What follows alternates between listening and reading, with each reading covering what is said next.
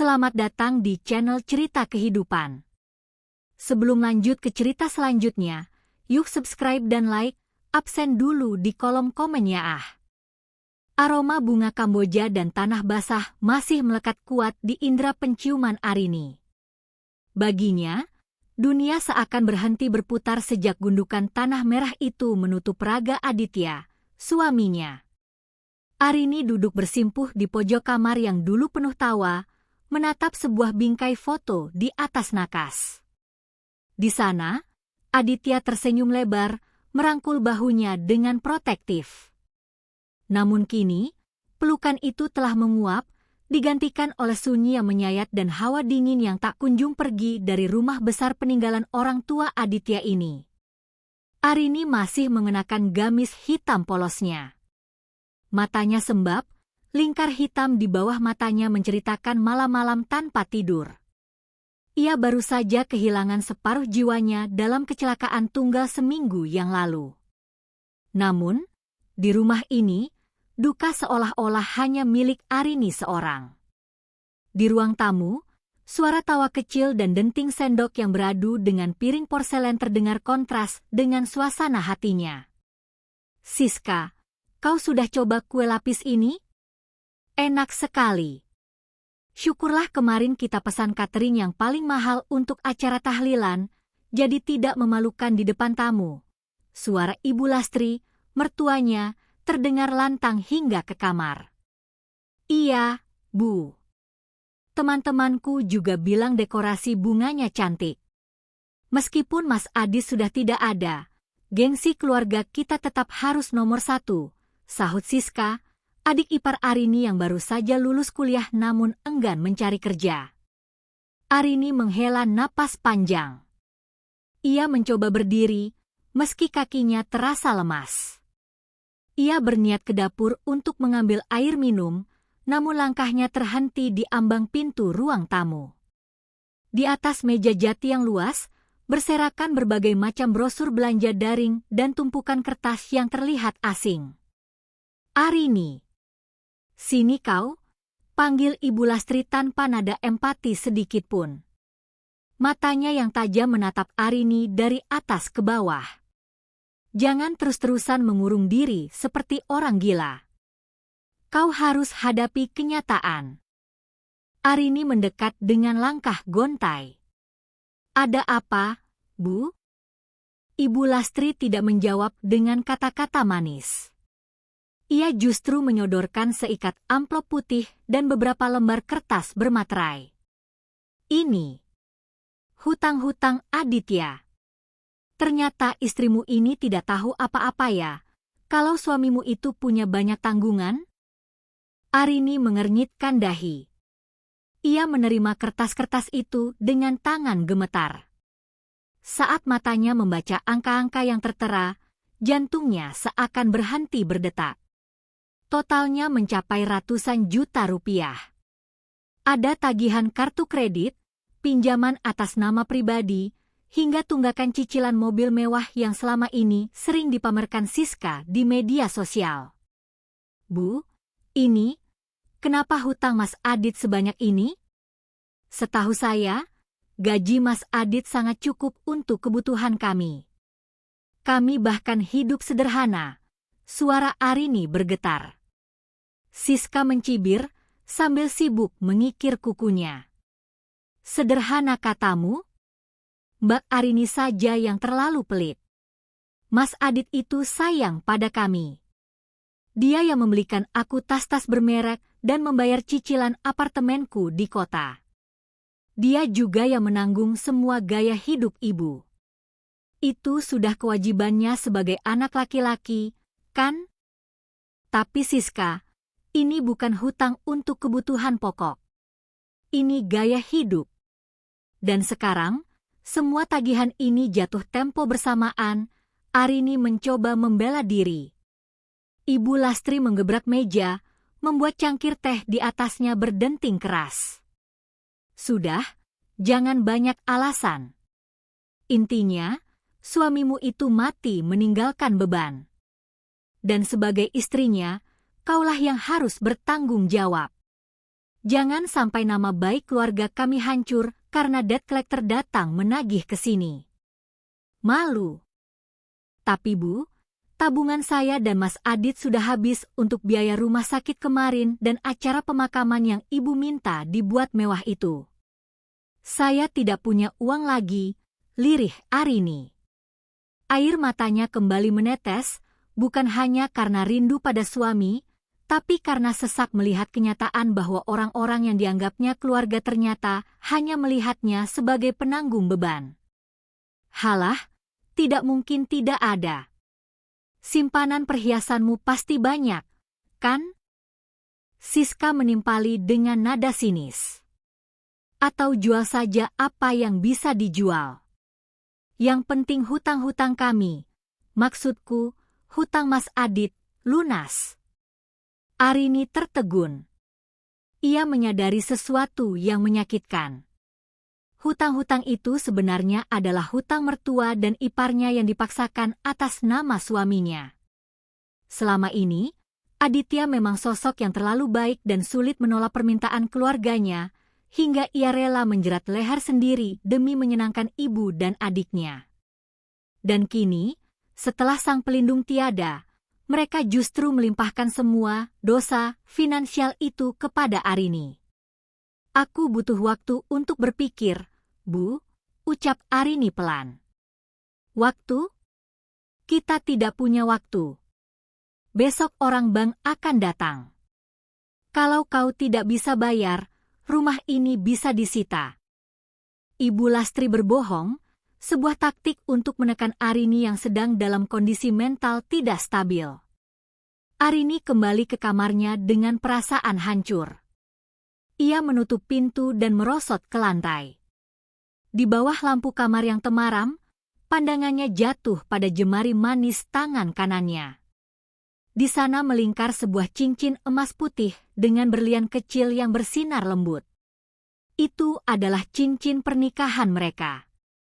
Arini ingat betul bagaimana Aditya bekerja lembur berbulan-bulan hanya untuk membelikan cincin itu sebagai simbol cintanya. Cincin ini adalah janji, Arini. Apapun yang terjadi, aku akan selalu menjagamu, bisikan suaminya kala itu terngiang kembali. Kini, janji itu terasa begitu pahit. Arini harus memilih, mempertahankan simbol cintanya atau menyelamatkan wajah orang-orang yang bahkan tidak menghargai air matanya. Di luar kamar, sayup-sayup ia mendengar Siska dan Ibu Lastri berdebat soal model baju baru yang ingin mereka beli jika hutang-hutang itu sudah beres. Arini memejamkan mata rapat-rapat. Hatinya perih, seolah ada sembilu yang mengiris pelan. Ia tidak tahu bahwa pengorbanan yang akan ia lakukan esok hari justru akan menjadi awal dari pengkhianatan yang lebih besar dan sekaligus menjadi sumbu bagi pembalasan yang tak akan pernah mereka lupakan. Matahari pagi menyelinap malu-malu melalui celah gorden kamar Arini, namun cahayanya terasa menyakitkan bagi mata yang sudah terlalu banyak menangis. Semalaman Arini tidak memejamkan mata. Di tangannya, ia memegang sebuah kotak beludru kecil berwarna merah marun. Di dalamnya, melingkar sebuah perhiasan yang lebih dari sekadar logam dan permata. Itu adalah cincin pernikahan dari Aditya, satu-satunya bukti fisik yang tersisa dari janji suci mereka 3 tahun lalu. Arini mengusap permukaan berlian kecil di tengah cincin itu. Ia ingat betul bagaimana Aditya memberikan cincin ini di tepi pantai saat matahari terbenam. Ini bukan sekadar perhiasan, Arini. Ini adalah pelindungmu. Jika suatu saat aku tidak ada, biarkan ini mengingatkanmu bahwa kau tidak pernah sendirian, bisik Aditya kala itu. Kini, kata-kata itu terasa seperti nubuat yang menyakitkan. Arini. Sudah bangun belum? Jangan malas-malasan. Suara melengking Siska menggedor pintu kamar tanpa permisi. Orang bank sudah telepon lagi. Ibu sudah pusing 7 keliling. Kau mau kita semua diusir ke jalanan? Arini menarik napas panjang, mencoba mengumpulkan sisa-sisa kekuatannya. Ia membuka pintu dan mendapati Siska sudah berdiri di sana dengan pakaian rapi, lengkap dengan riasan wajah yang tebal, sangat kontras dengan penampilan Arini yang kuyu. "Aku akan pergi ke toko perhiasan hari ini," ucap Arini pendek. Mata Siska berbinar seketika. "Nah, begitu dong. Itu baru namanya menantu dan kakak ipar yang tahu diri. Cepat sana, jangan lama-lama. Ibu sudah menunggu laporan hasil penjualannya." Tanpa menjawab, Arini mengambil tasnya dan melangkah keluar rumah. Di ruang tamu, Ibu Lastri duduk sambil mengipasi dirinya dengan majalah fashion. Ia hanya melirik Arini sekilas, tanpa sepatah kata penyemangat atau rasa bersalah. Bagi mereka, pengorbanan Arini adalah sebuah kewajiban, bukan sebuah kemurahan hati. Arini mengendarai motor tuanya menuju pusat kota. Sepanjang jalan, dadanya terasa sesak. Setiap kali ia melihat jemari manisnya yang masih dilingkari cincin itu, air matanya hampir tumpah. Ia merasa seperti sedang mengkhianati Aditya. Namun, bayangan debt collector yang menggedor rumah dan membuat mertuanya jantungan, setidaknya itu yang ia takutkan, memaksanya untuk terus melaju. Ia sampai di depan sebuah toko perhiasan ternama, tempat Aditya dulu memesan cincin tersebut. Suasana di dalam toko sangat kontras dengan suasana hatinya. Terang, mewah, dan penuh dengan pasangan muda yang sedang memilih cincin dengan wajah berseri-seri. "Selamat siang, ada yang bisa kami bantu?" tanya seorang pelayan dengan ramah. Arini menelan ludah. Suaranya tercekat di tenggorokan. Saya ingin menjual cincin ini." Ia meletakkan kotak merah itu di atas meja kaca. Pelayan itu mengambilnya dengan hati-hati, lalu menggunakan kaca pembesar untuk memeriksa keasliannya. "Ah, ini desain khusus dari koleksi kami 3 tahun lalu. Berliannya memiliki potongan excellent dan kejernihan yang langka. Ini cincin yang sangat indah, Nyonya. Apakah Anda yakin ingin menjualnya?" Pertanyaan itu seperti belati yang menusuk jantung Arini. "Apakah aku yakin? Tentu saja tidak," teriak batinnya. Namun, ia hanya bisa mengangguk pelan. "Saya sangat butuh uangnya sekarang." Setelah proses administrasi yang terasa seperti keabadian, pelayan itu menyebutkan sebuah angka. Nilainya cukup besar, cukup untuk melunasi seluruh hutang kartu kredit Ibu Lastri, cicilan apartemen Siska yang tertunggak, dan tagihan-tagihan lain yang mereka klaim sebagai hutang Aditya. Saat Arini menandatangani surat penjualan, ia merasa separuh dari jiwanya ikut terjual. Ketika cincin itu diambil oleh petugas toko untuk dimasukkan ke dalam brankas, jemari manis Arini terasa sangat ringan, namun hatinya terasa seberat timbal. Ia keluar dari toko dengan amplop berisi cek dan beberapa lembar uang tunai di tasnya. Di perjalanan pulang, Arini menyempatkan diri mampir ke makam Aditya. Ia bersimpuh di samping pusara yang masih basah itu. "Mas, maafkan aku," isaknya pecah. "Aku terpaksa menjual janji kita. Ibu dan Siska, mereka sangat terdesak. Aku tidak punya pilihan lain. Aku ingin mereka bisa hidup tenang tanpa kejaran hutang, Mas. Aku harap kau mengerti." Angin sepo-sepo bertiup, menggugurkan beberapa kelopak bunga Kamboja ke atas nisan Aditya. Arini merasa hampa. Ia merasa telah melakukan hal yang benar sebagai seorang istri dan menantu, namun ada firasat kecil di sudut hatinya yang berbisik bahwa ini bukanlah akhir dari penderitaannya. Sesampainya di rumah, Arini disambut dengan wajah tidak sabar dari Ibu Lastri dan Siska. Begitu melihat Arini masuk, Siska langsung menyambar tas Arini. "Mana uangnya? Berapa laku?" Siska membongkar tas Arini tanpa permisi. Saat melihat jumlah angka di cek tersebut, matanya membelalak. Wah, banyak juga ya. Bu, lihat. Ini lebih dari cukup untuk bayar semua tagihan. Ibu Lastri merebut cek itu dari tangan Siska. Syukurlah. Setidaknya kau berguna sedikit, Arini. Dengan ini, nama baik keluarga kita tetap terjaga. Siska, cepat telepon orang bank, katakan kita akan bayar sore ini. Lalu sisanya, Bu? Ini masih ada sisa beberapa puluh juta, tanya Siska dengan nada serakah. Sisanya untuk biaya hidup kita.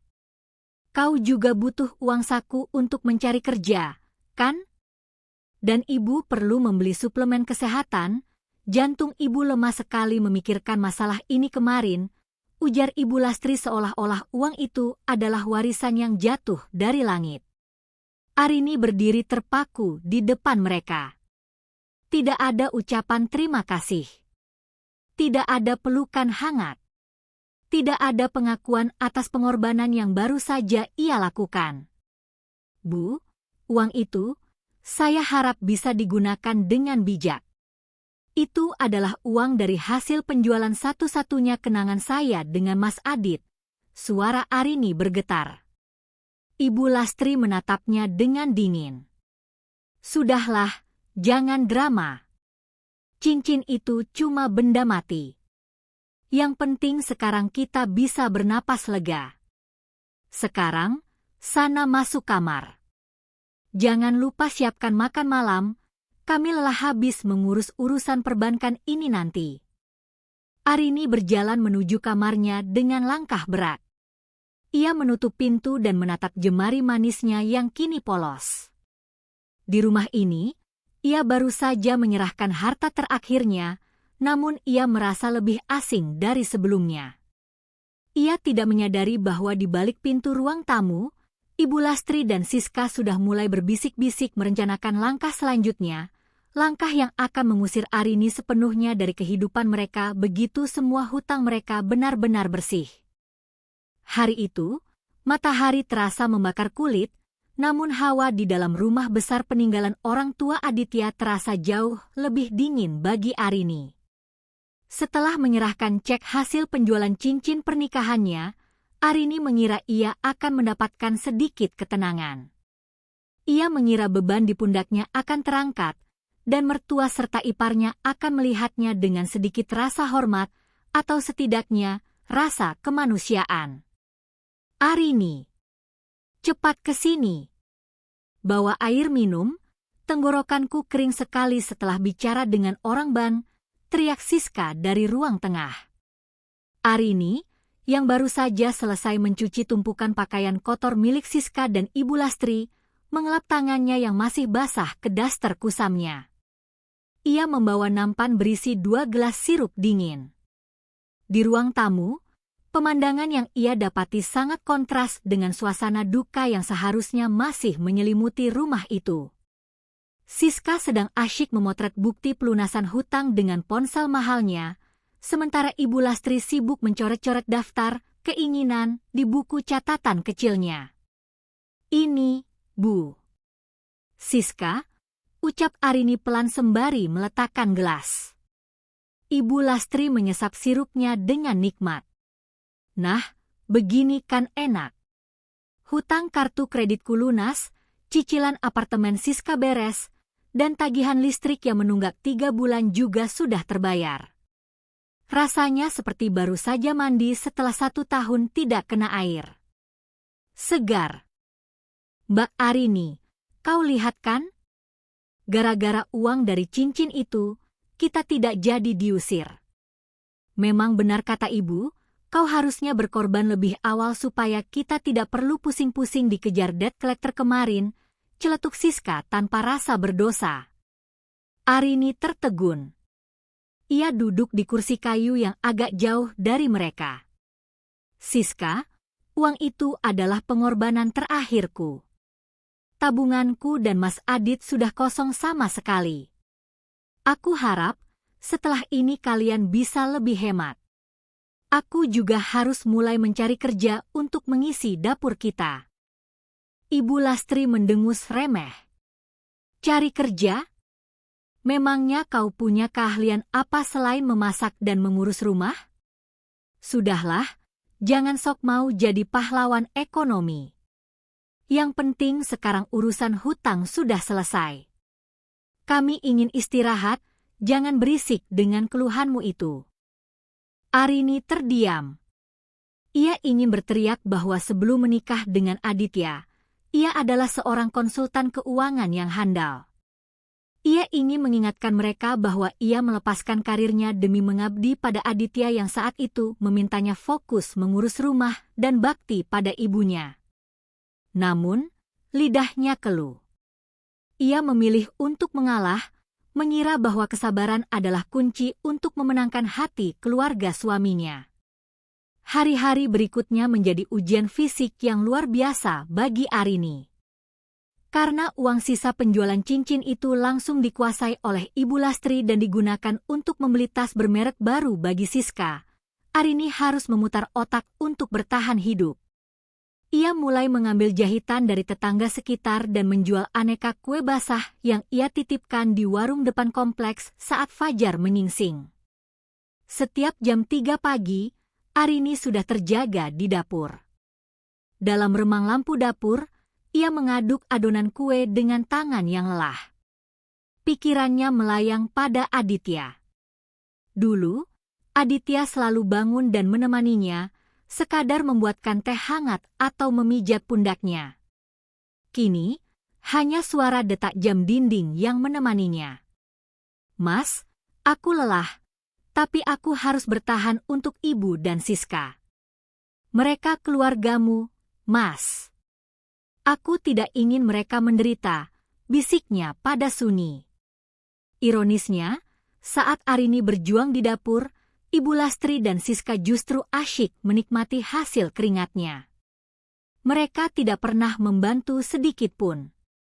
Jika kue Arini tidak habis terjual, Ibu Lastri akan mengomel karena menganggap Arini mengotori dapur dengan bau mentega. Jika jahitan Arini menumpuk, Siska akan mengeluh karena suara mesin jahit tua milik Arini mengganggu waktu tidurnya. Suatu siang, Arini pulang dari pasar dengan menjinjing 2 kantong plastik berat berisi bahan makanan. Ia melihat sebuah mobil sedan mewah terparkir di depan rumah. Di ruang tamu, Ibu Lastri sedang tertawa lebar bersama seorang wanita sebayanya yang memakai perhiasan mencolok. "Oh, ini menantumu, Lastri? Yang kau bilang, menumpang, itu?" Tanya wanita itu sambil menatap Arini dengan pandangan merendahkan. Ibu Lastri melirik Arini dengan jijik. "Iya, siapa lagi kalau bukan dia? Untung anakku Aditya meninggalkan sedikit harta. Kalau tidak, mungkin dia sudah mengemis di jalanan. Kasihan juga kalau dibuang sekarang, nunggu waktu yang tepat saja." Hati Arini mencelos. Nunggu waktu yang tepat saja? Apa maksudnya? Arini mencoba mengabaikan kalimat itu dan masuk ke dapur.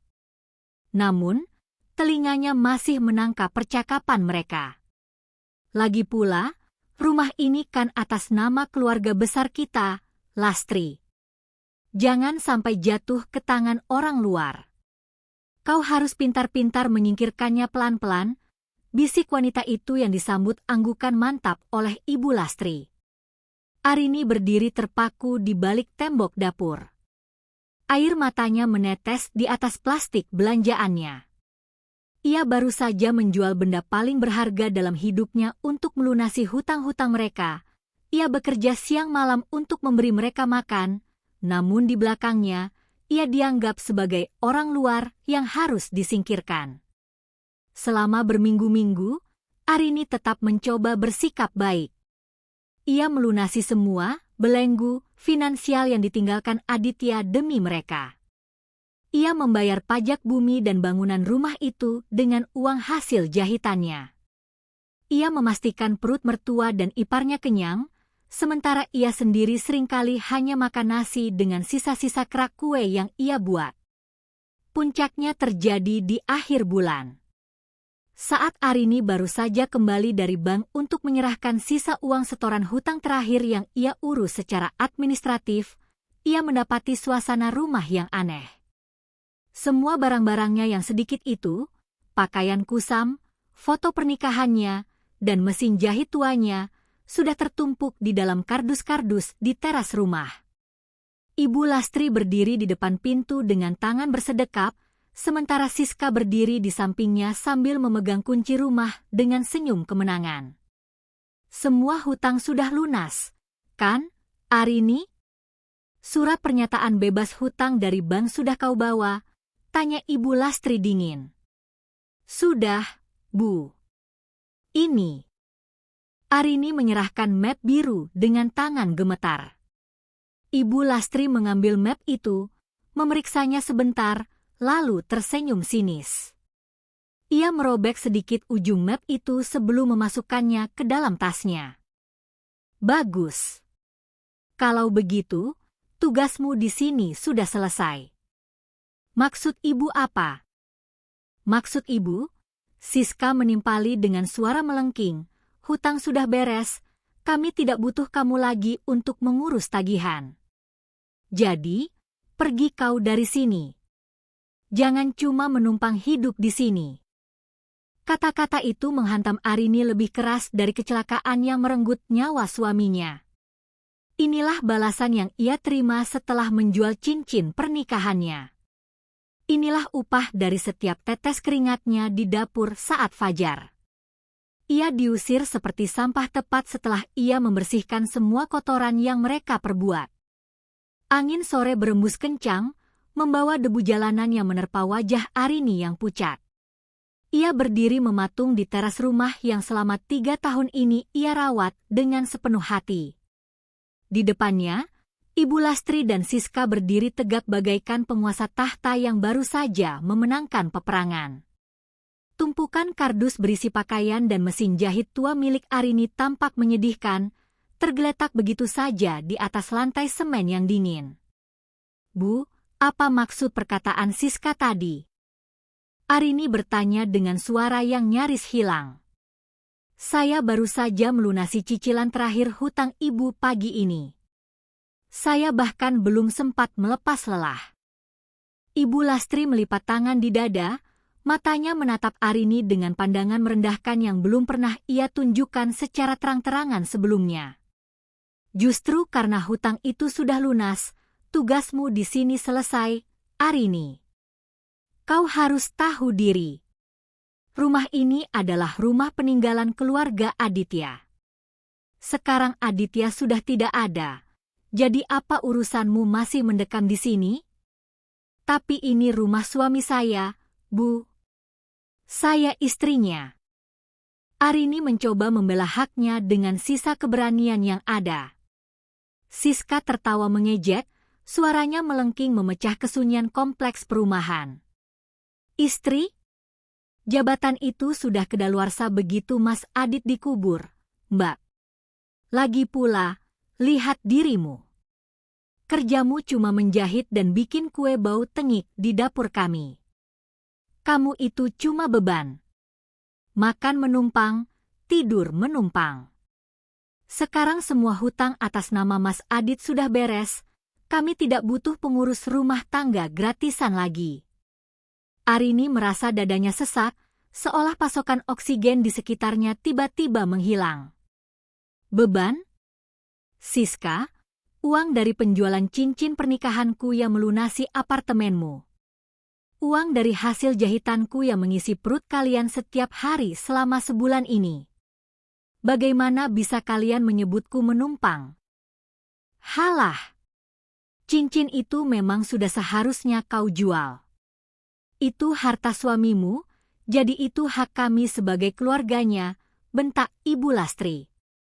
Jangan merasa jadi pahlawan. Sekarang, ambil barang-barangmu dan pergi dari sini sebelum aku panggil security kompleks untuk menyeretmu keluar. Pergi kau. Jangan cuma menumpang hidup di sini, dasar pembawa sial. Kalimat pembawa sial itu menghantam Arini tepat di ulu hati. Ia teringat bagaimana ia begadang setiap malam, jari-jarinya tertusuk jarum jahit demi mengumpulkan rupiah demi rupiah agar mertuanya tidak malu ditagih hutang. Ia teringat air matanya yang tumpah di toko perhiasan saat melepaskan satu-satunya kenangan dari Aditya. Semua pengorbanan itu ternyata hanya dianggap sebagai tiket masuk, sementara yang kini sudah habis masa berlakunya. Beberapa tetangga mulai mengintip dari balik pagar, berbisik-bisik melihat drama keluarga yang memilukan itu. Namun, Ibu Lastri seolah tidak peduli. Ia justru semakin bersemangat mengusir Arini. "Ayo, Siska, bantu mbakmu yang terhormat ini mengeluarkan sisa sampahnya," perintah Ibu Lastri sinis. Siska dengan kasar menendang salah satu kardus Arini hingga isinya, beberapa potong baju dan foto pernikahan Arini yang bingkainya retak, tercecer keluar. Arini jatuh terduduk, tangannya gemetar memunguti foto itu. Di dalam foto, Aditya tersenyum teduh. Arini memeluk bingkai retak itu erat-erat ke dadanya. "Cukup," bisik Arini. Suaranya tidak lagi bergetar karena sedih, melainkan karena amarah yang mulai membeku menjadi tekad. Ia berdiri perlahan. Matanya yang tadinya basah oleh air mata, kini menatap tajam ke arah Ibu Lastri dan Siska. Ketegaran yang selama ini ia sembunyikan demi menjadi istri yang penurut, perlahan-lahan bangkit kembali. Ia teringat siapa dirinya sebelum ia mengenal Aditya, seorang wanita mandiri yang mengerti hukum, angka, dan strategi. "Kalian benar-benar ingin aku pergi?" tanya Arini dengan nada datar, dingin, dan menusuk. "Tentu saja." "Budek ya," sahut Siska ketus. Arini mengangguk pelan. Ia menarik napas panjang, mencoba menstabilkan emosinya. "Baik, aku akan pergi. Tapi ingat satu hal, Ibu. Siska, segalanya di dunia ini ada harganya. Kalian meminta aku pergi dari rumah ini karena menganggap aku orang luar yang menumpang. Aku akan pergi sekarang juga tanpa membawa 1 sen pun dari uang sisa hasil jahitanku yang masih kalian simpan di laci meja rias itu." Ibu Lastri tersenyum kemenangan. "Bagus kalau kau sadar diri." Namun, Arini melanjutkan, langkahnya mendekat ke arah Ibu Lastri hingga mertuanya itu sedikit mundur karena terintimidasi oleh sorot mata Arini yang baru. "Jangan pernah menyesali keputusan ini. Karena saat aku melangkah keluar dari pagar ini, aku tidak lagi memiliki kewajiban untuk melindungi siapapun di rumah ini. Tidak dari hukum, tidak juga dari masa lalu." "Kau mengancamku?" Ibu Lastri berkacak pinggang. "Pergi sana. Dasar miskin." Arini tidak membalas lagi. Dengan tangan sendiri, ia mengangkat kardus-kardus berat itu ke atas motor tuanya. Tenaganya seolah berlipat ganda karena amarah. Ia mengikat mesin jahitnya di jok belakang dengan tali rafia seadanya. Sebelum menyalakan mesin motor, Arini merogoh saku dasternya. Ia mengeluarkan sebuah kunci cadangan rumah itu dan melemparkannya ke kaki Ibu Lastri. "Simpan itu baik-baik. Nikmati hari-hari kalian di rumah ini, selagi kalian masih bisa," ucap Arini misterius. Ia menyalakan motornya, suaranya menderu membelah keheningan sore.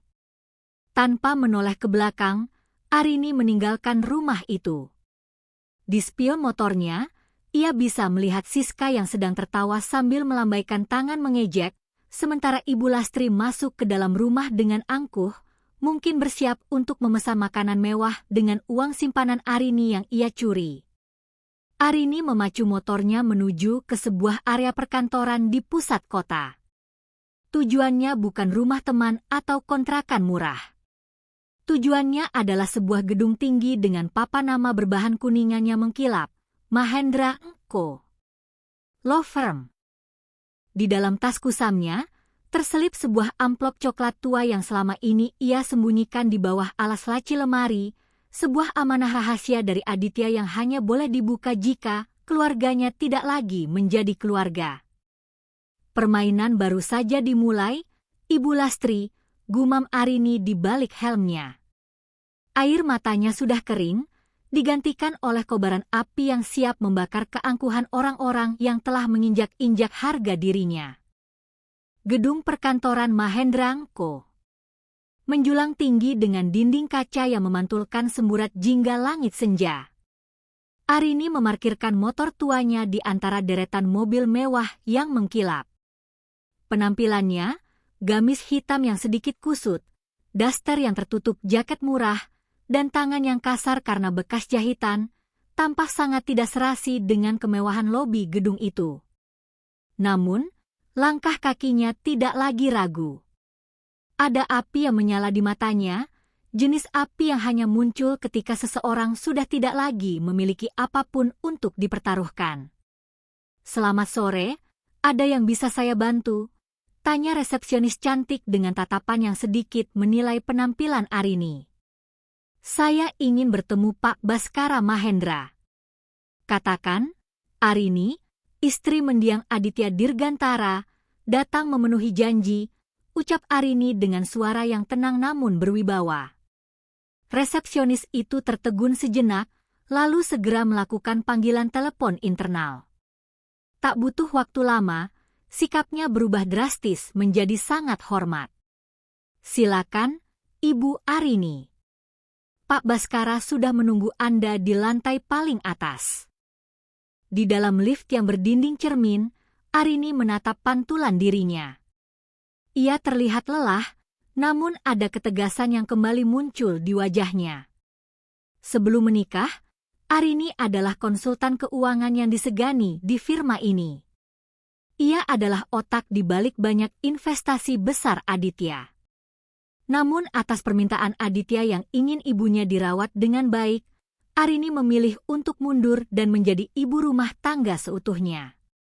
Sebuah kesalahan yang kini ia sadari telah memberinya pelajaran paling pahit. Pintu lift terbuka, langsung menghadap ke ruang kerja luas yang beraroma kayu cendana dan buku tua. Pak Baskara, seorang pria paruh baya dengan kacamata berbingkai emas, berdiri menyambutnya. "Arini, akhirnya kau datang," desah Pak Baskara sedih. "Aku mendengar kabar tentang Aditya.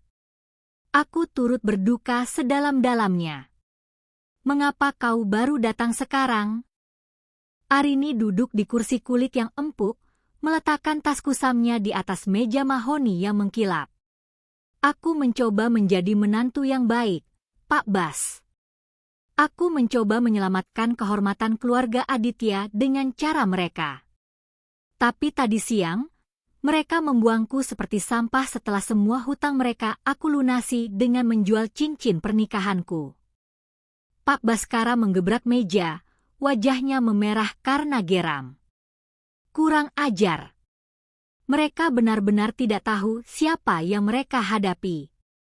Aditya sudah menduga hal ini akan terjadi. Dia tahu watak ibunya dan Siska lebih baik dari siapapun." Arini mengeluarkan amplop coklat tua yang selama ini ia simpan rapat-rapat. "Ini amanah dari Aditya. Dia memberikannya padaku sebulan sebelum kecelakaan itu terjadi. Katanya, jika suatu saat mereka mengusirku, aku harus membawa ini kepadamu." Pak Baskara mengambil amplop itu, namun ia tidak membukanya. Ia justru mengambil sebuah map hitam tebal dari brankas di belakangnya. "Arini, ada sesuatu yang harus kau ketahui. Sesuatu yang bahkan Aditya sendiri baru mengetahuinya setahun lalu." Pak Baskara membuka map itu. Aditya bukan anak kandung Ibu Lastri. Dunia seakan berhenti berputar bagi Arini. "Apa? Tapi Ibu Lastri selalu membanggakan Aditya sebagai anak laki-laki kebanggaannya. Kebanggaan karena Aditya adalah mesin uang mereka, sahut Pak Bas sinis. Aditya adalah anak angkat dari sebuah keluarga konglomerat di Surabaya yang identitasnya dirahasiakan demi keselamatannya saat itu. Ayah angkatnya, suami Ibu Lastri yang asli, membawa Aditya ke rumah itu.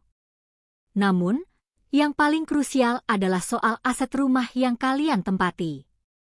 Pak Baskara menyodorkan sebuah sertifikat tanah dan bangunan. Arini membacanya dengan teliti. Jantungnya berdegup kencang. Rumah itu, Arini, rumah besar di kompleks elit itu, tidak pernah menjadi milik Ibu Lastri. Almarhum ayah angkat Aditya memberikan rumah itu atas nama Aditya sepenuhnya. Dan 6 bulan lalu, Aditya datang ke sini untuk membalik nama sertifikat itu menjadi atas nama Arini Putri. Arini menutup mulutnya dengan tangan. Air matanya menetes, kali ini karena rasa haru yang luar biasa. Aditya, suaminya yang terlihat diam dan penurut itu, ternyata telah membangun benteng perlindungan untuknya. Bukan hanya itu, lanjut Pak Bas. Aditya memiliki asuransi jiwa senilai 5 miliar rupiah dan kaulah ahli waris tunggalnya. Selain itu, ada beberapa unit ruko dan saham di perusahaan properti yang selama ini ia kelola secara diam-diam tanpa sepengetahuan Ibu Lastri dan Siska. Semua itu milikmu, Arini. Total asetmu sekarang mencapai puluhan miliar. Arini terdiam lama, menatap sertifikat yang kini mencantumkan namanya sebagai pemilik sah rumah yang baru saja mengusirnya. Jadi, suara Arini terdengar dingin, ketika Ibu Lastri berteriak bahwa aku menumpang di rumah itu, dia sebenarnya sedang meneriaki pemilik sah rumah tersebut. Tepat sekali, Pak Bas tersenyum tipis. Bahkan secara hukum, Ibu Lastri dan Siskalah yang menumpang selama ini. Mereka tinggal di sana atas kebaikan hati Aditya, dan sekarang atas izinmu. Arini menyandarkan punggungnya ke kursi. Rasa lelahnya seolah menguap, digantikan oleh rencana yang tersusun rapi di kepalanya. Ia teringat bagaimana Siska menendang kardus bajunya. Ia teringat bagaimana Ibu Lastri menyebutnya pembawa sial. Pak Bas, aku ingin kau melakukan sesuatu, ucap Arini dengan nada penuh otoritas, nada yang dulu membuatnya dikenal sebagai konsultan berdarah dingin. Jangan beritahu mereka sekarang. Biarkan mereka menikmati kemenangan semu itu selama beberapa hari. Aku ingin mereka merasa berada di puncak dunia sebelum aku menarik buminya dari bawah kaki mereka. Apa rencanamu, Arini? Arini tersenyum, sebuah senyuman yang tidak sampai ke matanya. Aku akan mengambil kembali hakku, tapi tidak dengan cara kasar. Aku ingin mereka merasakan bagaimana rasanya kehilangan segalanya saat mereka merasa paling berkuasa. Aku ingin mereka mengemis pada orang luar yang mereka usir ini. Arini berdiri, meninggalkan tas kusamnya di kantor Pak Bas. Ia tidak membutuhkannya lagi. Pak Bas menyerahkan sebuah kunci mobil cadangan dan sebuah kartu kredit hitam, Black Card, milik Aditya yang kini telah berpindah kepemilikan. Mobilmu ada di parkiran basement, Arini. Sebuah SUV hitam yang dipesan Aditya untuk hadiah ulang tahunmu yang tak sempat ia berikan, bisik Pak Bas. Arini berjalan keluar dari ruangan itu dengan langkah yang mantap. Ia tidak lagi menuju kontrakan murah. Ia menuju sebuah hotel mewah untuk membersihkan diri, mengganti pakaian, pembawa sialnya dengan sutra, dan mempersiapkan panggung untuk babak selanjutnya. Di rumah besar itu, Ibu Lastri dan Siska mungkin sedang berpesta pora di atas penderitaan Arini yang mereka kira sedang menangis di bawah jembatan. Mereka tidak tahu bahwa pemilik sah rumah itu sedang menghitung mundur waktu mereka. Malam itu, Arini tidak tidur di atas kasur tipis di sebuah kontrakan sempit seperti yang dibayangkan oleh mertuanya. Ia berdiri di balkon Presidential Suite, sebuah hotel bintang 5 yang menghadap langsung ke kerlap-kerlip lampu kota Jakarta. Di tangannya, sebuah gelas berisi air mineral dingin ia genggam erat. Ia telah membersihkan debu-debu penghinaan dari kulitnya, namun ingatan tentang kaki Ibu Lastri yang menendang kardus pakaiannya tetap membekas, menjadi bahan bakar yang membakar habis sisa-sisa rasa kasihannya. Arini menatap pantulan dirinya di kaca balkon.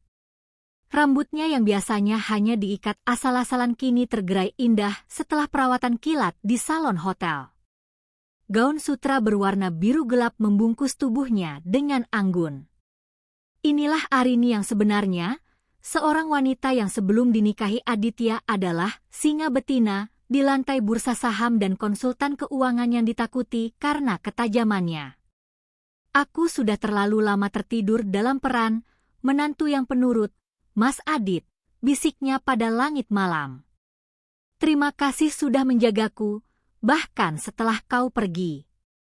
Keesokan paginya, Arini tidak membuang waktu. Langkah pertamanya adalah mendatangi Grahadi Finance, perusahaan modal Ventura tempat ia dulu bekerja sebagai mitra senior sebelum mengundurkan diri. Kedatangannya disambut dengan keterkejutan luar biasa oleh jajaran direksi. Arini, kami kira kau sudah pensiun selamanya menjadi ibu rumah tangga, seru Pak Hendra, pemilik perusahaan sekaligus sahabat lama Aditya. Arini tersenyum tipis, sebuah senyuman yang mengandung otoritas. Aku kembali, Pak Hendra. Dan aku membawa portofolio aset yang ditinggalkan Aditya. Aku ingin mengaktifkan kembali lisensiku dan mengambil alih pengelolaan beberapa anak perusahaan yang sedang dalam masa ekspansi. Pak Hendra menatap Arini dengan kagum. Aditya selalu bilang kau adalah aset terbaiknya. Kebetulan sekali, kami baru saja mengakuisisi sebuah perusahaan logistik dan retail yang sedang bermasalah dengan manajemen internalnya. Namanya Lestari Jaya Logistik. Kau tertarik? Arini hampir tertawa mendengar nama itu. Lestari Jaya. Itu adalah perusahaan tempat Siska bekerja sebagai staf administrasi, perusahaan yang selama ini dibanggakan Siska sebagai tempatnya mencari nafkah. Padahal Siska masuk ke sana lewat koneksi mendiang Aditya. Aku ambil posisi direktur utama di sana, Pak Hendra. Berikan aku kuasa penuh untuk melakukan restrukturisasi karyawan, ujar Arini tegas. Dilakukan. Kau mulai Senin depan. Sementara itu, di rumah besar yang kini terasa sepi tanpa kehadiran Arini, Ibu Lastri dan Siska sedang menikmati kemenangan mereka. Mereka duduk di ruang tamu yang berantakan karena mereka tidak terbiasa membersihkannya sendiri. Bu, asyik ya tidak ada si pembawa sial itu. Tidak ada yang mengatur-ngatur kita lagi soal uang, ujar Siska sambil mengoleskan selai rotinya.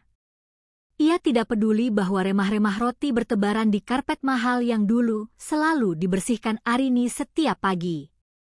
Ibu Lastri mengangguk setuju, meski wajahnya tampak sedikit kusam karena tidak ada lagi yang membuatkan jamu tradisional setiap pagi.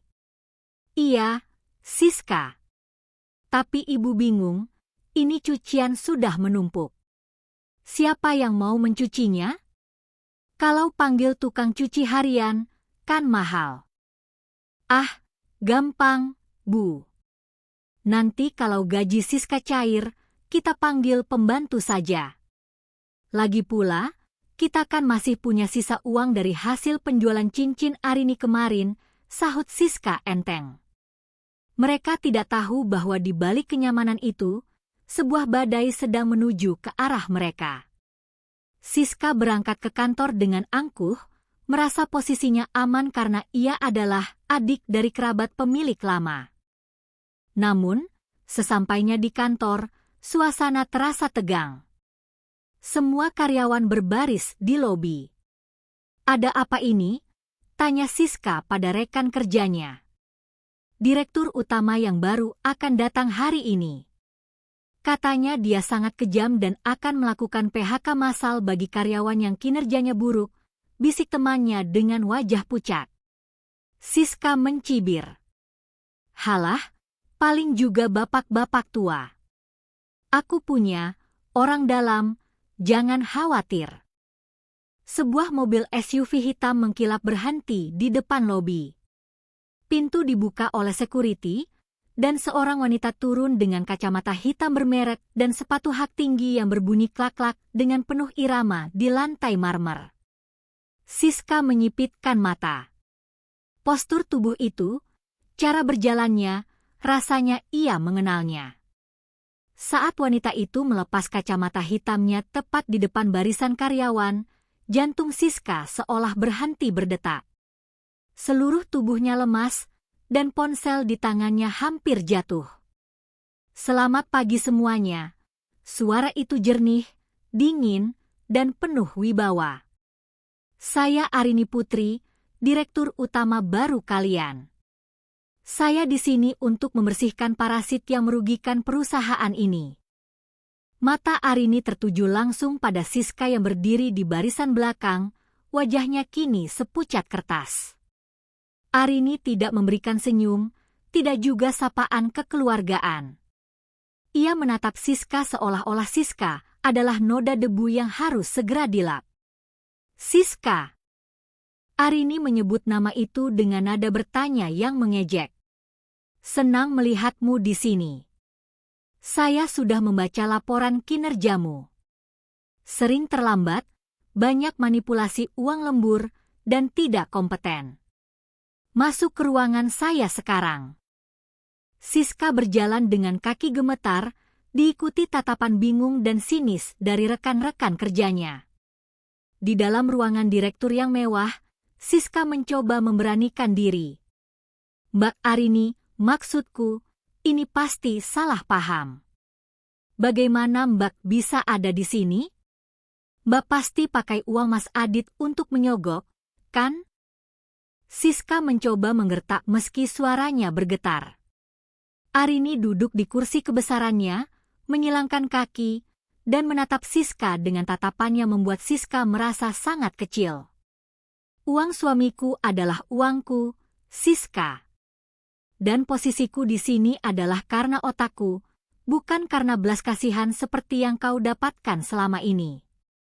Arini mengeluarkan selembar kertas dari laci meja. Ini surat pemecatanmu. Tidak ada pesangon karena kau terbukti melakukan pelanggaran disiplin berat. Dan satu lagi. Arini mencondongkan tubuhnya ke depan. Sampaikan pada Ibu Lastri, kalian punya waktu 3 hari untuk mengosongkan rumah itu sebelum petugas pengosongan datang. Ternyata, pemilik rumah itu tidak suka ada penumpang yang tidak tahu berterima kasih tinggal di sana. Siska jatuh terduduk di lantai. Mbak tidak mungkin sejahat ini pada keluarga sendiri. Keluarga. Arini tertawa pelan, tawa yang terdengar sangat mengerikan di telinga Siska. Bukankah kalian sendiri yang bilang aku orang luar? Bukankah kalian yang memintaku pergi dan jangan menumpang? Sekarang, aku hanya mengabulkan permintaan kalian. Pergilah dari perusahaanku, dan segera pergilah dari rumahku. Arini menekan tombol intercom di mejanya. Security, tolong kawal mantan karyawan ini keluar dari gedung. Pastikan dia tidak membawa aset perusahaan apapun, termasuk pulpen sekalipun. Siska diseret keluar dengan isak tangis yang memilukan di depan teman-temannya yang dulu selalu ia remehkan. Arini melihat pemandangan itu dari balik dinding kaca kantornya dengan perasaan yang datar. Ini baru permulaan. Ia masih memiliki beberapa kejutan lagi untuk mertua yang telah membuangnya. Sore itu, kediaman yang dulu tenang kini dipenuhi dengan suara teriakan histeris Siska. Ia pulang dengan riasan yang luntur oleh air mata dan langkah kaki yang terseret-seret. Ibu Lastri yang sedang asyik mencoba krim wajah mahal, yang ia beli menggunakan sisa uang jualan cincin Arini, tersentak kaget melihat putrinya berantakan. "Siska, ada apa? Kenapa kau pulang jam segini? Mana mobil kantormu?" tanya Ibu Lastri panik. Siska ambruk di sofa bludru ruang tamu, menutupi wajahnya dengan tangan yang gemetar. "Dipecat, Bu?" Siska dipecat secara tidak hormat. "Dan Ibu tahu siapa bos barunya? Arini. Si pembawa sial itu sekarang jadi direktur utama di perusahaanku." Ibu Lastri ternganga, tangannya yang memegang pot krim membeku di udara. "Apa? Jangan bercanda, Siska. Mana mungkin perempuan kusam itu bisa jadi bos? Dia pasti menggoda pemilik perusahaan, atau dia mencuri uang asuransi Aditya." "Tidak, Bu. Dia terlihat berbeda sekali. Dia memakai baju mahal, bicaranya dingin, dan semua orang tunduk padanya. Dia bahkan menyuruh security menyeret Siska keluar seperti pencuri." Siska meracau, suaranya naik 1 oktav. "Dan yang lebih parah, Bu, dia bilang kita harus mengosongkan rumah ini dalam 3 hari. Dia bilang rumah ini miliknya." Ibu Lastri tertawa sumbang, meski ada ketakutan yang mulai merayap di tengkuknya. "Miliknya? Halu dia. Ini rumah keluarga kita. Aditya yang beli, jadi ini milik Ibu sebagai orang tuanya. Dia cuma menantu, dia tidak punya hak apa-apa. Besok kita ke pengacara, kita tuntut balik dia."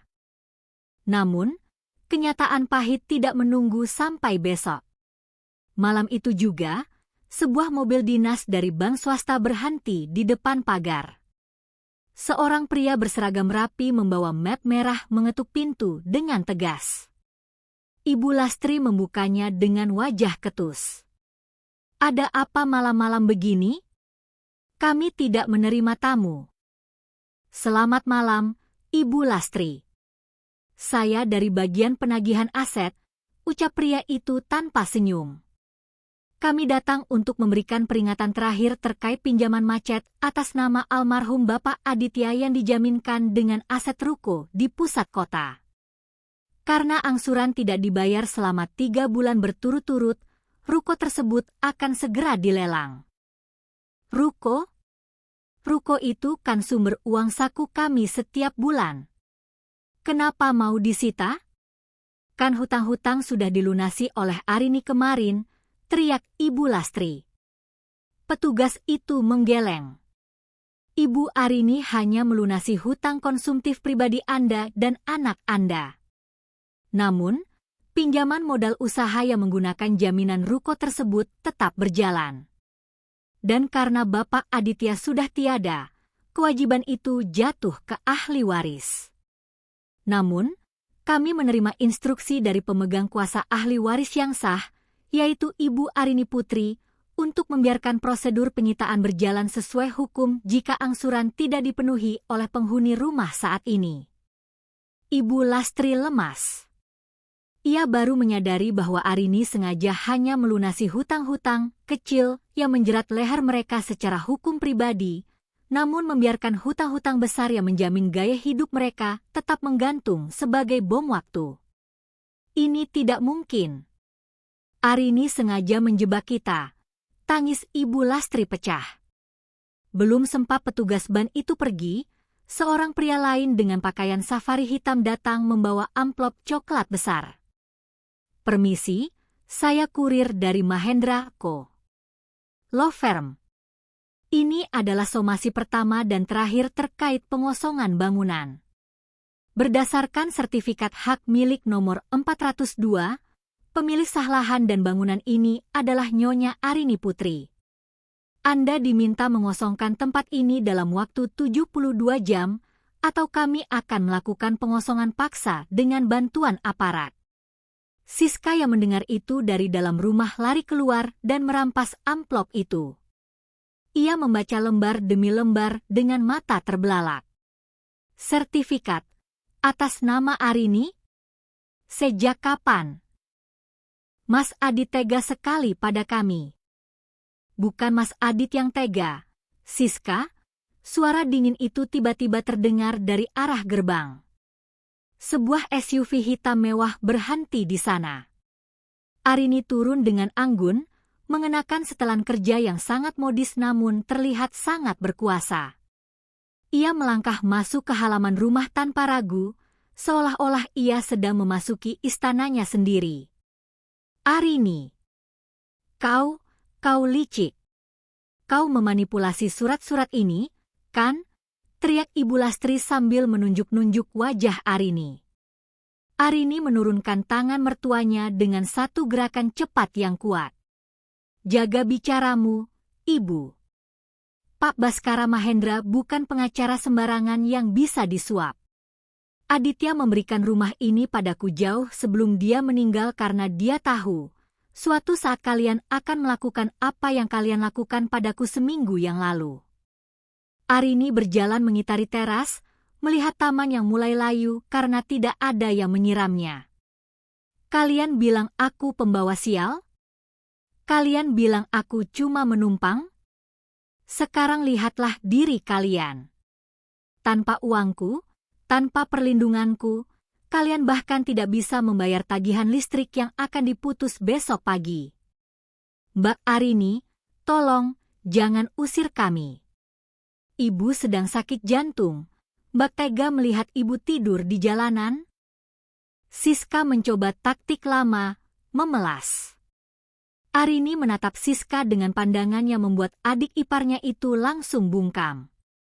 Sakit jantung? Bukankah kemarin ibu sangat sehat saat tertawa bersama teman-temannya sambil menghinaku sebagai orang luar? Bukankah ibu sangat bugar saat menendang kardus pakaianku ke jalanan? Arini mengeluarkan sebuah kunci dari sakunya.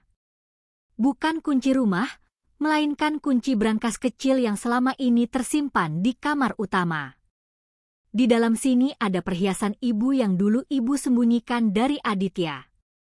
Sekarang, semuanya sudah aku sita sebagai kompensasi atas uang jahitanku yang ibu curi dari laci meja rias. Ibu Lastri jatuh terduduk di lantai teras, menangis meraung-raung. Arini, ampuni ibu. Ibu hilaf. Ibu hanya takut kehilangan kemewahan ini. Ketakutanmu tidak membenarkan kekejamanmu, Ibu, ujar Arini tanpa emosi. Ia berbalik menuju mobilnya. 3 hari. Jika dalam 3 hari kalian masih ada di sini, aku akan memastikan seluruh kompleks ini tahu bahwa Ibu Lastri yang terhormat selama ini hidup dari keringat menantu yang ia usir seperti anjing.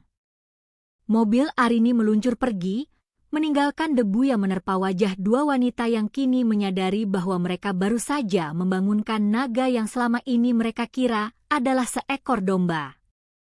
Malam itu, untuk pertama kalinya, Ibu Lastri dan Siska merasakan apa yang dirasakan Arini seminggu yang lalu, ketakutan akan hari esok yang gelap gulita.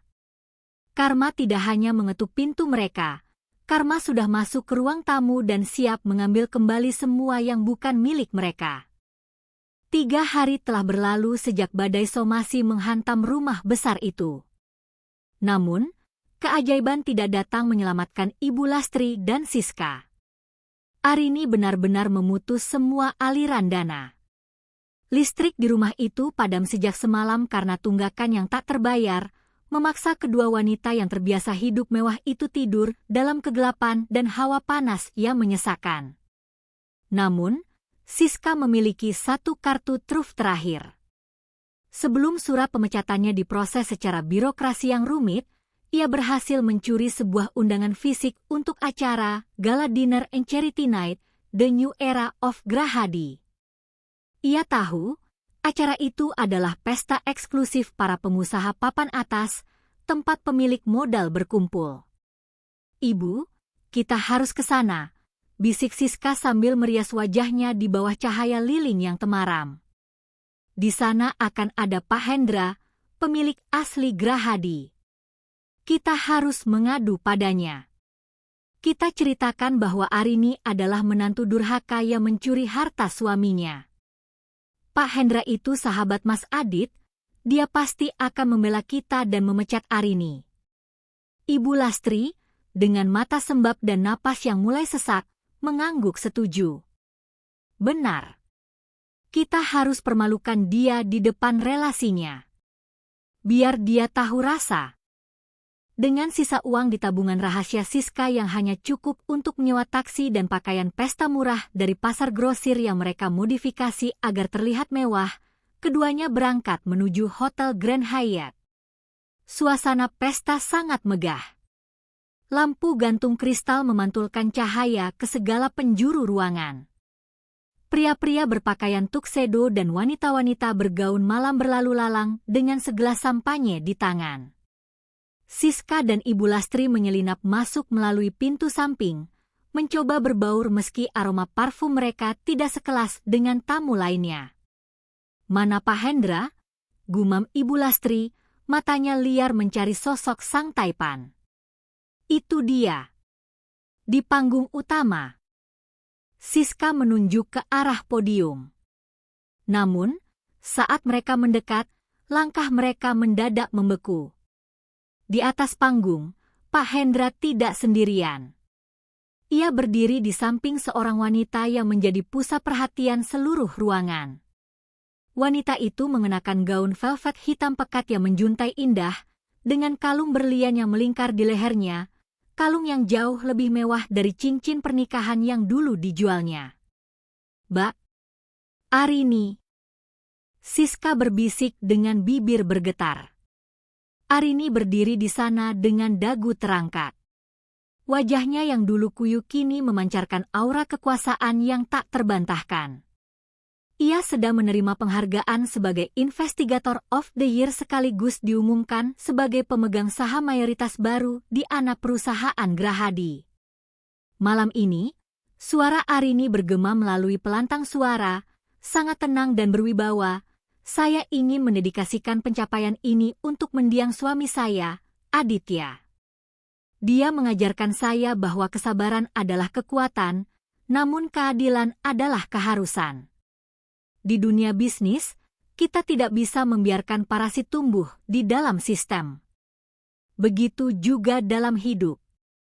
Mata Arini menyapu seluruh ruangan dan berhenti tepat di titik di mana Ibu Lastri dan Siska berdiri terpaku di kerumunan belakang. Arini tersenyum tipis, senyuman yang membuat bulu kuduk Siska berdiri. Siska yang sudah gelap mata karena dendam dan rasa malu, tidak bisa menahan diri lagi. Ia menerobos barisan tamu dan berteriak dari tengah ruangan. "Pembohong! Kau hanya pencuri harta suamimu," teriak Siska histeris. Seluruh tamu undangan menoleh serentak. Musik berhenti seketika. Ibu Lastri ikut maju dengan langkah tertatih.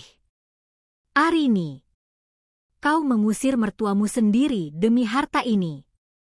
Pak Hendra, lihatlah wanita ular ini. Dia menjual cincin pernikahannya hanya untuk pamer, padahal dia membiarkan kami kelaparan." Suasana menjadi riuh dengan bisik-bisik negatif. Beberapa fotografer mulai mengarahkan kamera mereka ke arah Ibu Lastri yang menangis dramatis di lantai aula. Pak Hendra hendak memanggil security, namun Arini mengangkat tangannya, memberi isyarat agar tetap tenang. Ia turun dari panggung perlahan, langkah hak tingginya berbunyi klak-klak-klak, di tengah keheningan yang mencekam. Arini berdiri tepat di depan Ibu Lastri yang bersimpuh. Ia tidak tampak marah, ia justru tampak kasihan. "Ibu bilang aku menjual cincin itu untuk pamer," tanya Arini cukup keras agar terdengar oleh tamu di sekitar. "Ibu lupa? Aku menjual cincin itu untuk melunasi hutang kartu kredit ibu dan cicilan apartemen Siska yang menunggak berbulan-bulan. Aku punya semua bukti transfernya, Ibu. Ingin aku tunjukkan di layar besar itu agar semua pengusaha di sini tahu bagaimana kalian menghabiskan uang almarhum Aditya?" Ibu Lastri terdiam, mulutnya menganga. dan soal mengusir. Arini melanjutkan, kini menatap Siska. Aku tidak mengusir keluarga. Aku hanya mengeluarkan orang asing dari properti milikku. Karena kalian sendiri yang berteriak di depan rumah itu, disaksikan tetangga bahwa aku adalah orang luar dan pembawa sial yang hanya menumpang hidup. Arini merogoh tas tangannya dan mengeluarkan selembar amplop. Ini adalah catatan pengeluaran kalian selama 3 tahun terakhir. Totalnya 2 miliar rupiah. Semuanya dari kantong pribadi Aditya dan hasil jahitanku yang sering ibu ambil diam-diam. Apakah kalian ingin aku menuntut balik uang itu sebagai penggelapan dana? Wajah Siska menjadi pucat pasi. Para tamu undangan yang tadinya bersimpati kini mulai menatap mereka dengan jijik. Bisik-bisik berubah menjadi cibiran. Ternyata parasit ya, malu-maluin saja, terdengar dari kanan dan kiri. Sekarang, ucap Arini dingin, pergilah dengan sisa harga diri yang kalian miliki. Jika kalian membuat keributan lagi, aku tidak akan segan-segan membawa masalah ini ke jalur pidana. Pak Baskara sudah menyiapkan berkasnya. Security hotel segera maju, memegang lengan Siska dan Ibu Lastri dengan tegas. Lepaskan. Kalian tidak tahu siapa saya, teriak Siska, namun ia tetap diseret keluar dari aula mewah itu. Ibu Lastri hanya bisa meratap, menyadari bahwa rencananya untuk mempermalukan Arini justru menjadi bumerang yang menghancurkan reputasi mereka selamanya di kalangan elit. Arini kembali ke atas panggung, memperbaiki tatanan gaunnya, dan menatap Pak Hendra. Maaf atas interupsinya, Pak. Mari kita lanjutkan acaranya. Musik kembali mengalun, namun malam itu semua orang tahu satu hal, Arini bukan lagi wanita lemah yang bisa diinjak. Ia telah kembali ke tahtanya, dan siapapun yang mencoba menjatuhkannya akan berakhir hancur di bawah kakinya. Sementara di luar hotel, di bawah rintik hujan, Ibu Lastri dan Siska berdiri termangu, menyadari bahwa mereka baru saja kehilangan akses terakhir menuju dunia yang selama ini mereka banggakan. Pagi itu, kompleks perumahan Eli Permata Hijau yang biasanya tenang mendadak riuh. Sebuah truk engkel besar terparkir di depan gerbang rumah nomor 402, diikuti oleh 2 mobil dinas dari pengadilan negeri dan beberapa personel kepolisian. Di teras rumah, Ibu Lastri duduk bersimpuh di lantai marmer, rambutnya acak-acakan, sementara Siska berteriak-teriak histeris mencoba menghalangi petugas yang hendak masuk. Kalian tidak boleh masuk. Ini rumah anakku. Ini rumah Aditya, teriak Ibu Lastri dengan suara parau. Arini itu pencuri. Dia memalsukan surat-surat. Tolong, Pak, jangan usir kami. Seorang jurusita pria dengan seragam resmi membacakan ketetapan pengadilan dengan suara lantang. Berdasarkan putusan pengadilan dan sertifikat hak milik sah atas nama Arini Putri, penghuni rumah ini diminta segera mengosongkan bangunan. Batas waktu somasi telah habis. Segala barang yang tertinggal akan dikeluarkan secara paksa. Para petugas mulai bergerak. Sofa kulit yang dulu dibeli dengan cicilan atas nama Aditya diangkat keluar. Vas bunga kristal, televisi layar lebar, hingga koleksi tas Siska mulai ditumpuk di pinggir jalan, menjadi tontonan gratis bagi para tetangga yang selama ini hanya melihat keluarga itu dari balik pagar tinggi mereka. Lihat itu, Bu RT. Ternyata selama ini mereka cuma menumpang di rumah menantunya, bisik seorang ibu di seberang jalan. Iya, kasihannya Arini. Dulu saya sering lihat dia bawa belanjaan beras sendirian, mertuanya cuma asyik dandan di dalam, sahut yang lain. Di tengah kekacauan itu, sebuah mobil SUV hitam mewah perlahan berhenti tepat di depan gerbang. Kaca jendela yang gelap perlahan turun, memperlihatkan sosok Arini yang mengenakan kacamata hitam. Ia turun dengan langkah tenang, mengenakan setelan blazer berwarna putih gading yang tampak sangat kontras dengan kekumuhan emosional yang terjadi di halaman rumahnya. Begitu melihat Arini, Ibu Lastri berlari mendekat. Ia mencoba meraih kaki Arini, namun dihalangi oleh seorang asisten pria bertubuh tegap yang menyertai Arini. Arini, tega kamu, Nak. Di mana nuranimu? Ibu sudah tua, Siska belum kerja. Mau kau buang kemana kami? Ratap Ibu Lastri. Ini rumah Aditya, Arini.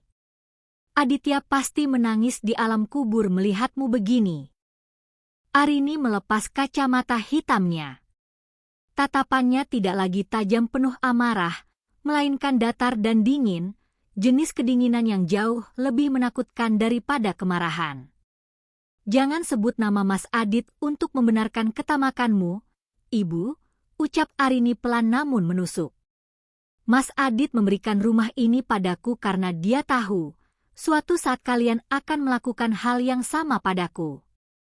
Dan benar saja, kan? Begitu hutang kalian lunas, kalian membuangku seperti sampah. Tapi kami keluarga, Arini.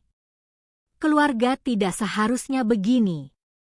Siska menimpali sambil terisak, wajahnya yang tanpa riasan terlihat sangat pucat. Arini menoleh ke arah Siska. Keluarga? Saat kalian melempar koperku ke aspal panas seminggu yang lalu, apakah kalian ingat kata keluarga? Saat kalian tertawa dan menyebutku pembawa sial yang hanya menumpang hidup, di mana rasa kekeluargaan itu? Arini berjalan masuk ke dalam halaman, melewati barang-barang yang sedang diangkut keluar. Ia berhenti di depan sebuah kardus besar yang berisi pakaian Siska. Dengan ujung sepatunya, Arini sedikit menggeser kardus itu. Dulu, di posisi ini, kau menendang kardus bajuku, Siska. Kau bilang aku menumpang hidup. Arini tersenyum tipis, sebuah senyuman yang menyakitkan untuk dilihat. Sekarang, kenyataannya berbalik. Siapa yang sebenarnya menumpang? Siapa yang selama ini hidup dari keringat orang lain? Petugas terus bekerja. Lemari es, mesin cuci, hingga tempat tidur mewah milik Ibu Lastri dikeluarkan. Rumah itu perlahan-lahan menjadi kosong dan bergema. Arini, tolong setidaknya izinkan kami tinggal di paviliun belakang. Ibu janji tidak akan mengganggu. Ibu akan jadi pembantumu, Arini. Asal kami tidak tidur di jalanan, Ibu Lastri bersujud, tangisannya kini terdengar lebih tulus karena didorong oleh rasa takut yang nyata. Arini menatap mertuanya yang bersujud itu cukup lama. Ada keheningan sesaat di halaman rumah itu. Para tetangga pun terdiam, menunggu keputusan Arini. Apakah ia akan luluh? Arini menarik napas panjang. Ibu ingin kunci. Ibu Lastri mendongak dengan harapan besar di matanya. Iya, Nak. Iya. Arini merogoh tasnya dan mengeluarkan sebuah kunci kecil dengan gantungan berbentuk rumah. Ia menjatuhkannya tepat di depan tangan Ibu Lastri. Itu bukan kunci paviliun, ucap Arini dingin. Itu kunci sebuah kontrakan petak di pinggiran kota. Kecil, panas, dan hanya ada satu kamar mandi. Tapi itu sudah kubayar lunas untuk 1 tahun ke depan. Itulah bentuk terakhir dari baktiku pada Mas Adit sebagai istrimu. Ibu Lastri terpaku menatap kunci itu. Dari rumah mewah di Permata Hijau ke kontrakan petak di pinggiran. Dan satu lagi, Arini mencondongkan tubuhnya ke arah Siska. Aku sudah mencabut semua laporan di kepolisian terkait penggelapan uang perusahaan yang kau lakukan, asalkan kau pergi dari sini sekarang juga dan jangan pernah menunjukkan mukamu lagi di depanku. Gunakan sisa hidupmu untuk bekerja jujur, Siska. Karena mulai detik ini, tidak ada lagi Aditya yang akan menanggung beban hidupmu. Arini berbalik, masuk kembali ke dalam mobilnya tanpa menoleh lagi. Petugas pengadilan mengunci gerbang utama rumah nomor 402 dan memasang rantai besi dengan segel resmi. Ibu Lastri dan Siska berdiri termangu di pinggir jalan, dikelilingi oleh tumpukan barang mewah mereka yang kini tampak seperti sampah di trotoar. Mereka memiliki perabot mahal, tapi tidak punya lantai untuk meletakkannya. Mereka memiliki harga diri yang tinggi, tapi tidak punya tempat untuk bernaung. Arini melihat dari spion mobilnya saat sosok kedua wanita itu mengecil dan menghilang di tikungan jalan. Air matanya menetes satu kali, lalu ia segera menghapusnya. Ini bukan kemenangan karena ia senang melihat mereka menderita, tapi ini adalah keadilan karena ia telah berhenti membiarkan dirinya dihancurkan. Langit di atas kompleks permata hijau perlahan berubah menjadi jingga keunguan, menandakan senja yang tenang namun dingin. Arini berdiri di balkon lantai 2 rumah nomor 402, rumah yang kini telah resmi kembali ke tangannya. Suasana di dalam rumah itu sunyi, hanya ada suara detak jam dinding kuno peninggalan orang tua Aditya. Semua barang-barang mewah milik Ibu Lastri dan Siska telah bersih diangkut, menyisakan ruang-ruang kosong yang luas dan beresonansi dengan kenangan pahit.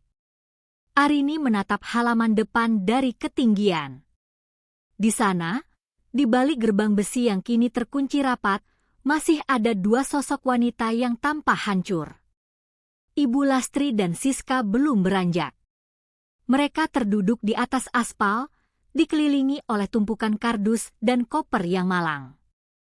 Para tetangga satu persatu telah masuk ke rumah masing-masing, meninggalkan mereka dalam tontonan yang memilukan sekaligus memuaskan bagi hukum karma.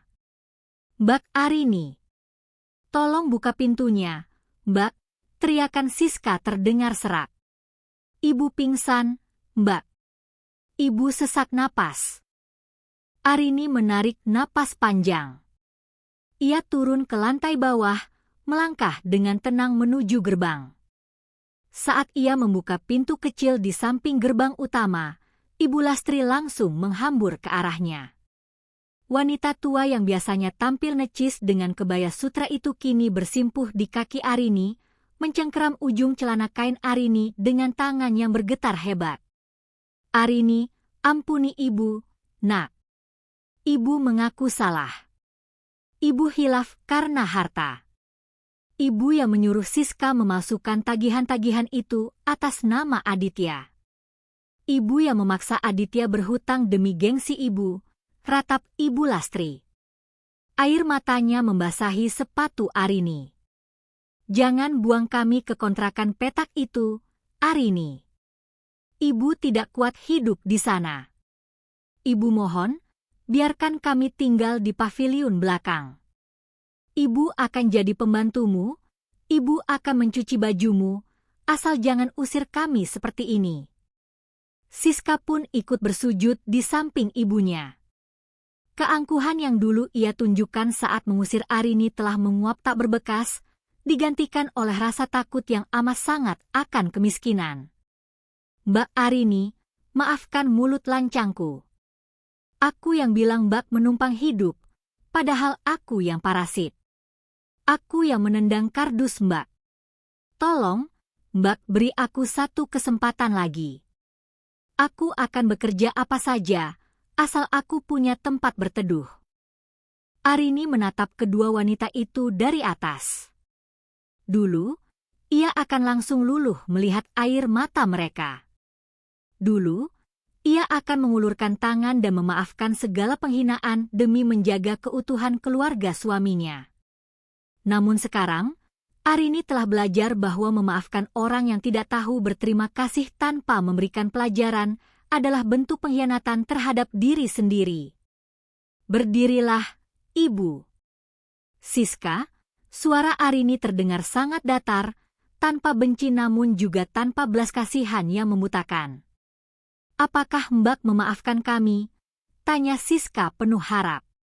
"Aku sudah memaafkan kalian sejak aku melangkah keluar dari rumah ini seminggu yang lalu," jawab Arini. Ibu Lastri tersenyum lega sesaat, Namun senyum itu membeku saat Arini melanjutkan kalimatnya. Tapi memaafkan bukan berarti membiarkan kalian kembali meracuni hidupku. Memaafkan adalah melepaskan beban benci agar aku bisa melangkah maju dan membiarkan kalian memetik buah dari benih yang kalian tanam sendiri.